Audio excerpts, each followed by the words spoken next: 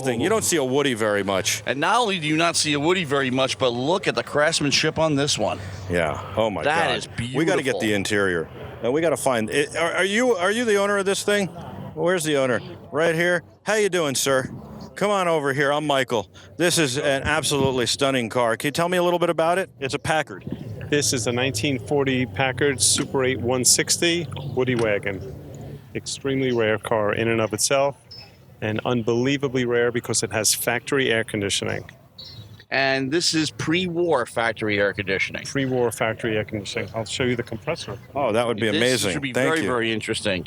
Because before the standard configuration of air conditioning was developed, they came up with all kinds of different ways to make it work. Here's our compressor. It's a single piston compressor looks- and it's tremendous. If you look at the height, maybe that's 15, 16, 18 inches tall. It's unbelievable. This is a beautiful car. These doors are all wood all the way through. There's no metal here, no structure. The metal of this car, aside from the chassis, which is of course steel, the metal ends over here at this line. Behind it, everything, all the structure, including the doors, and if you look up under, you'll see the roof is also made of wood. Everything is all wood, and this is mahogany, and this is maple. Unbelievable. Now, I heard that all the Woodies were different because they use different woods for each Woody. Different woods for different Woodies, and even within the same, there are no two that are the same because it's a hand-built car. So you could never have, like today, you have parts that are stamped out are the same left and right. But here you'll have horizontal pieces on this side, could be slightly off from the other side. Was wood dangerous? I don't know if it was dangerous. You didn't have speeds like you have today, but they were used mainly as depot hacks. That's what they were called. These were used, for the most part, to ferry people to and from hotels. That's what station wagons were. And what made you want to have a Woody? My father used to go with his father when he was a little kid during the 1930s to go look at the Packards in the showroom. My grandfather never did buy one, but my father was always fascinated by them, and he kind of pushed that off onto me. And having heard stories about Packards for years and years and years, I was interested, and when I found this car being so unique, I just jumped at the opportunity to get it. One of the Terrifics who's watching says, I'd be so afraid of an accident or denting something like this because it's really irreplaceable. I mean, those cars are beautiful too, but if you dent it, it's sheet metal. You can kind of bend it back into place. You can always replace a panel. Is that something you worry about? I don't worry about it because the gentleman with the hat standing over there, his name is Steve Glazier, and he did the woodwork for me. So if we ever did have some damage, he replaces a panel, he replaces a door, he replaces a piece of structure. How much of this, well, first of all, did Packard make these in factory or they were just custom bodies? It's a great question. Packard did not make these. These were sent out to J.T. Cantrell and Company on Huntington, Long Island. Right in my backyard. You would see on the driver's side, on the inside, there is a label from J.T. Cantrell. What they did is they took sedans and they cut the bodies off, or the coach as they called it. They cut it off and then they made everything new. Warren is saying, does the wood make it tough to open in the summer because of expansion and contraction issues?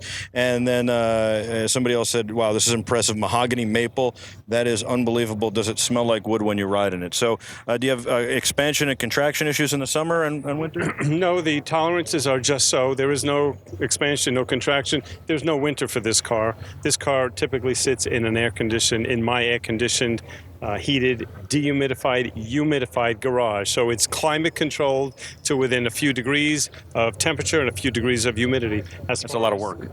Indeed. As far as the odor, just peek in. It doesn't smell of wood. It smells of beautiful leather. Wow. Question I have about the air conditioning. Yes. Okay. The compressor looks like a lawnmower engine. It's got 2 cylinders.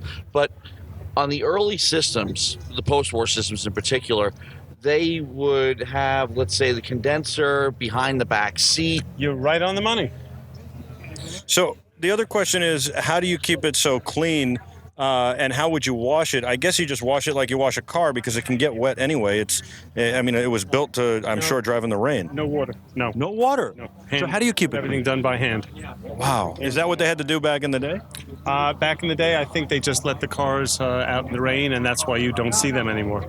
That's why they are so extremely rare. And to answer your question, as far as air conditioning, you're right. This is how the air conditioning was either put in the trunk or in the back, and the air came up this way. And there's the compressor right there. Yeah, but So also you lose a little bit of something- trunk space. You lose a little Yeah. bit of trunk space. Yeah. It kind of reminds me of what I would think the descendant of this is, at least in concept, is like the Cherokee Grand Wagoneer, Yes. and then eventually the Grand Cherokee. Right, exactly. Those cars, the minivans. And SUVs today. You had the Ford Country Squires. At some point, they put the fake wood on the side. Chrysler in the late 40s went from wood on the side to what was called Dynoc. It was a fake wood, because building these post-war one at a time it didn't make any sense. The economy changed, the world changed after the war. That's why these became kind of anachronistic, and they're disappearing. You just will not see much of these. It's gorgeous. It's a manual, I would imagine. It's 3 on the tree, as we call it, 3-speed with econo drive, which is an overdrive. Very beautiful. The ad you have there is the ad for the air conditioning system that Packard pioneered, but the price range of a Packard back then started at $867, which was mid-priced, but Yes. all the way up to $6,300, which would put you in the league of one of those big Packards over there. Indeed. So the lower end, the 867, would be for a 6-cylinder car, a basic coupe. Higher up, you could get pretty much anything for money. Packard would build you whatever you wanted. They would build you a Darren. They would build you a town car or a Lambda, anything, including wagons. The air conditioning was a $295 option, which was an awful lot of money back then. Yeah, what did this go for out the door?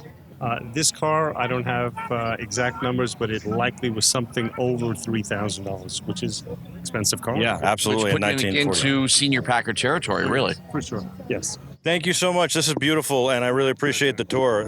Wonderful. Congratulations. And it's definitely with the right owner who's keeping it in pristine condition. We love wood-bodied cars. Oh, yes. Absolutely. Thank you.